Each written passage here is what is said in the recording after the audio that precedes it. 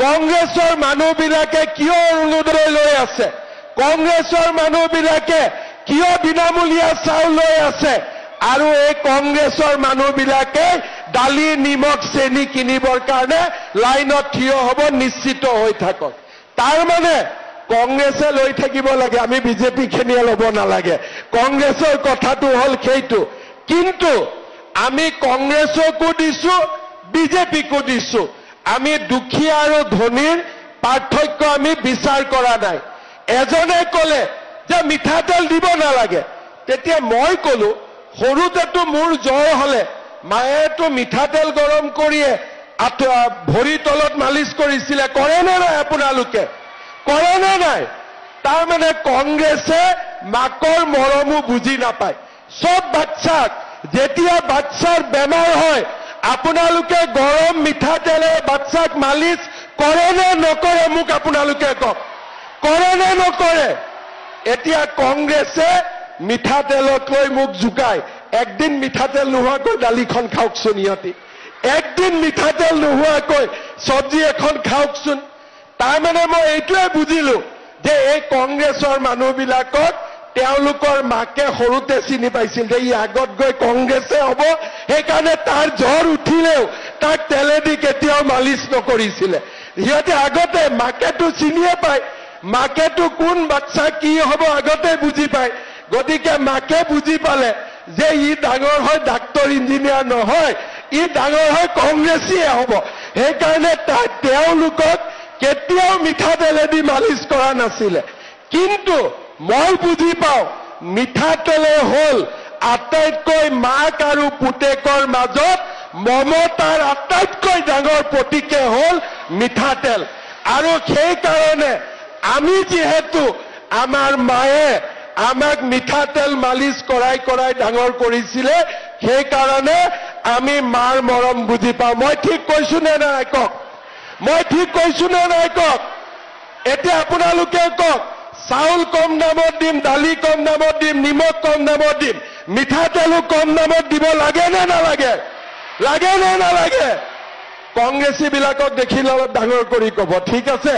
ইহঁতক দেখিলে অলপ ডাঙৰ কৰি ক'ব, ইহঁতৰ চুইচ বিলাকত নটটো লুজ হৈ আছে, অলপ টাইট কৰিব লাগে। কংগ্ৰেছৰ মানুহবিলাকে কিয় অৰুণোদয় লৈ আছে? কংগ্ৰেছৰ মানুহবিলাকে কিয় বিনামূলীয়া চাউল লৈ আছে? আৰু এই কংগ্ৰেছৰ মানুহবিলাকে দালি নিমখ চেনি কিনিবৰ কাৰণে লাইনত থিয় হ'ব, নিশ্চিত হৈ থাকক। তাৰ মানে কংগ্ৰেছে লৈ থাকিব লাগে, আমি বিজেপি খিনিয়ে ল'ব নালাগে। কংগ্ৰেছৰ কথাটো হ'ল সেইটো। কিন্তু আমি কংগ্ৰেছকো দিছো, বিজেপিকো দিছো। আমি দুখীয়া আৰু ধনীৰ পাৰ্থক্য আমি বিচাৰ কৰা নাই। এজনে ক'লে যে মিঠাতেল দিব নালাগে, তেতিয়া মই ক'লো সৰুতেতো মোৰ জ্বৰ হ'লে মায়েতো মিঠাতেল গৰম কৰিয়ে ভৰি তলত মালিচ কৰিছিলে। কৰে নে নাই আপোনালোকে? কৰে নে নাই? তাৰমানে কংগ্ৰেছে মাকৰ মৰমো বুজি নাপায়। সব বাচ্চাক যেতিয়া বাচ্চাৰ বেমাৰ হয় আপোনালোকে গৰম মিঠাতেলে বাচ্চাক মালিচ কৰে নে নকৰে? মোক আপোনালোকে কওক, কৰে নে নকৰে? এতিয়া কংগ্ৰেছে মিঠাতেলক লৈ মোক জোকায়। একদিন মিঠাতেল নোহোৱাকৈ দালিখন খাওকচোন, ইহঁতি একদিন মিঠাতেল নোহোৱাকৈ চব্জি এখন খাওকচোন।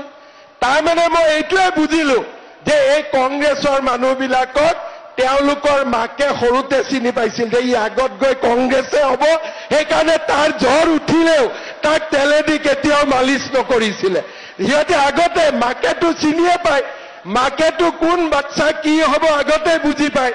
গতিকে মাকে বুজি পালে যে ই ডাঙৰ হয় ডাক্তৰ ইঞ্জিনিয়াৰ নহয়, ই ডাঙৰ হয় কংগ্ৰেছীয়ে হ'ব। সেইকাৰণে তেওঁলোকক কেতিয়াও মিঠাতেলেদি মালিচ কৰা নাছিলে।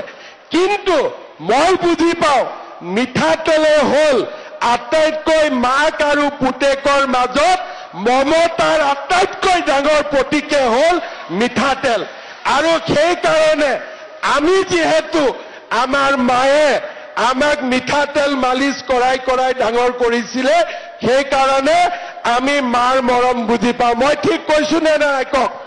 মই ঠিক কৈছো নে নাই কওক? এতিয়া আপোনালোকে কওক, চাউল কম দামত দিম, দালি কম দামত দিম, নিমখ কম দামত দিম, মিঠাতেলো কম দামত দিব লাগে নে নালাগে? লাগে নে নালাগে? কংগ্ৰেছী বিলাকক দেখিলে অলপ ডাঙৰ কৰি কব, ঠিক আছে? ইহঁতক দেখিলে অলপ ডাঙৰ কৰি কব, ইহঁতৰ চুইচ বিলাকত নটটো লুজ হৈ আছে, অলপ টাইট কৰিব লাগে।